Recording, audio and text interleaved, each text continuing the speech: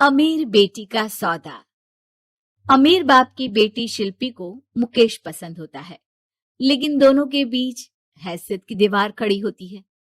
और फिर कहीं नौकरी कर लो ना, क्या हमेशा ये लोहे की सलाखों के पीछे भागते रहते हो? कितनी मेहनत करते हो। शिल्पी, नौकरी से कुछ नहीं होगा। तुम लोगों की हैसियत तक पहुंचना है तो अपना ही बिजनेस करना पड़ेगा, वरना तुम्हारे पापा किसी और से तुम्हारी शादी करवा देंगे। अच्छा, ऐसे किससे करवा देंगे? मैं तो तुमसे ही शादी करूंगी। बोल दिया तो बोल दिया, बस। मुकेश उस बेचारी को समझाता भी तो क्या। दुनिया के रीति रिवाजों से काफी दूर थी शिल्पी। भले ही बड़े बाप की बेटी, लेकिन सादगी इतनी कि क्या कहना। बेटा शिल्पी, कल तुमको देखने लड़के वाले आने वाले हैं, तैयार रहना।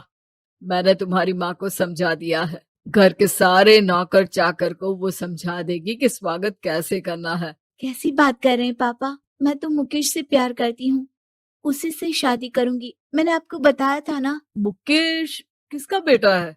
वो स्टील किंग सिंघानिया का, या वो जो बड़े ज्वेलरी वाले हैं मेहता, उनका?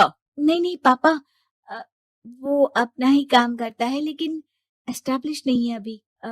पापा, वो आपके पास तब आएगा जब कुछ बन जाएगा। आप प्लीज थोड़ा सा वक्त दे दीजिए। पिता को शिल्पी की बात पर गुस्सा आ जाता है।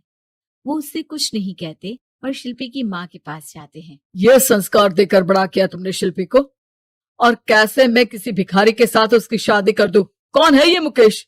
मैं जानती हूँ, बड़ा ही होनहार लड़का है। शिल्पी से बहुत प्यार करता है और शादी करना चाहता है। अरे ऐसे कैसे मैं किसी से भी अपनी बेटी की शादी कर दूं? कोई भी उठकर आए और कहे कि मैं शादी करना चाहता हूं तो मैं शादी कर दूं?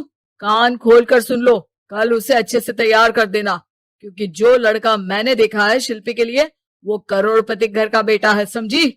लाख मना करने पर भी शिल्पी को उस लड़के से मिलवाया जाता है जो उसके पिता ने उसके लिए देखा था। देखिए, मैं किसी और से प्यार करती हूँ और उसी से शादी करूंगी। ये तो बहुत अच्छी बात है कि तुम किसी और से प्यार करती हो, क्योंकि मैं भी किसी और से प्यार करता हूँ। लेकिन शादी तो हम दोनों को ही करनी होगी, जानती हो ना, ये बिजनेस और ये सारा कुछ। शिल्पी को समझ में नहीं आता कि वो क्या कह रहा है, लेकिन वो समझ जाती है कि वो लड़का भी किसी और से प्यार करता है।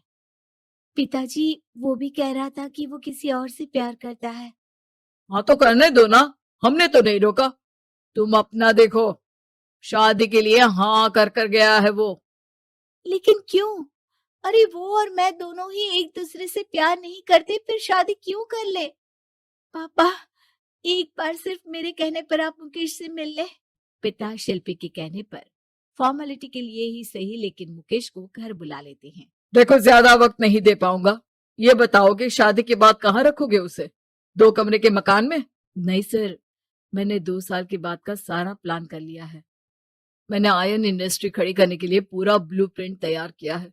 मेरी खुद की जगह है दादाजी की। बस थोड़ा फंड का अरेंजमेंट हो जाता तो काम शुरू कर देता। अच्छा, मतलब तुम यहाँ फंड रेज करने आए हो? मुकेश समझ जाता है कि उसके पिता शिल्पी की शादी उससे कराने के मूड में नहीं है। फंड आप कभी दे भी नहीं पाएंगे मुझे तो सिर्फ शिल्पी चाहिए। मैं उसके बिना नहीं रह सकता सर। मैं उसे बहुत खुश रखूंगा। वो तो हर पति का धर्म होता है। वो तो मैं किसी से भी उसकी शादी करा दूं, वो उसे खुशी रखेगा। लेकिन देखो, मैं ज्यादा बात को घुमाना नहीं चाहता। वो बड़े घर की लड़की है, उसे काम काज की आदत नहीं। अभी वो समझ नहीं रही, लेकिन तुम तो समझो। मैं किसी भी हालत में शिल्पी की शादी तुमसे नहीं करवा सकता।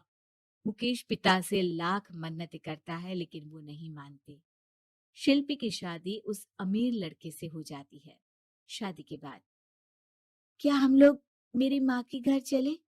मुझे उन लोगों की बहुत याद आ रही है। हाँ हाँ, जाओ जाओ। वैसे भी आज मैं अपनी गर्लफ्रेंड के साथ मसूरी जा रहा हूँ, तुम जा सकती हो। कैसी बात कर रहे हैं? अब हम लोगों की शादी हो गई है, आप कैसे किसी और लड़की के साथ जा सकते हैं? अरे मैंने तो तुम्हें शादी के पहले ही बता दिया था कि मेरी कुछ गर्लफ्रेंड्स है। अब प्लीज ये टिपिकल बीवी वाला रोना धोना शुरू मत कर देना। शिल्पी पिता के घर जाती है और माता पिता को सारी बात बता देती है। इतना गंदा इंसान निकलेगा मैंने तो सोचा ही नहीं था। अरे क्यों कराई मेरी फूल जैसी बेटी की शादी ऐसे घर में। और तो क्या हो गया, शुरू शुरू में हर घर में ऐसा होता है, धीरे धीरे ठीक हो जाएगा। और वैसे भी उन लोगों के साथ हम लोगों की एक बड़ी डील फाइनल हुई है, समझी। उन लोगों से रिश्ता बनाकर रखो, तभी पैसों की बारिश होगी। पापा, अब समझ में आया कि आपने मेरे साथ ऐसा क्यों किया। मुकेश आपके सामने गिड़गिड़ा कर गया कि वो मुझे बहुत खुश रखेगा, लेकिन आपने मेरी शादी एक ऐसे लड़के से करा दी जो किसी और लड़की से प्यार करता है और शादी सिर्फ समझौते के लिए कर रहा है। पापा, मैं जा रही हूँ, लेकिन इस घर में कभी पैर भी नहीं रखूंगी। आपने मुझे सामान की तरह इस्तेमाल किया। माँ शिल्पी को बहुत रोकती है, लेकिन वो एक नहीं सुनती। कुछ समय बाद, शिल्पी, मुझे नहीं लग रहा कि अब हम दोनों के बीच ये शादी और रह पाएगी। मैं किसी और से शादी करना चाहता हूँ। वैसे तुम परेशान मत हो ना, तुम्हारे पापा के साथ हम लोगों की डील जो चल रही है ना, वो नहीं रुकेगी, क्योंकि तुम बहुत अच्छी लड़की हो। ठीक है, मैं जा रही हूँ, तलाक के पेपर में साइन करके। लेकिन एक शर्त है, मैं कहाँ गई ये बात मेरे पिता तक नहीं पहुंचनी चाहिए। शिल्पी घर छोड़कर चली जाती है। वो एक नौकरी करती है और अपना जीवन खुद संभालती है।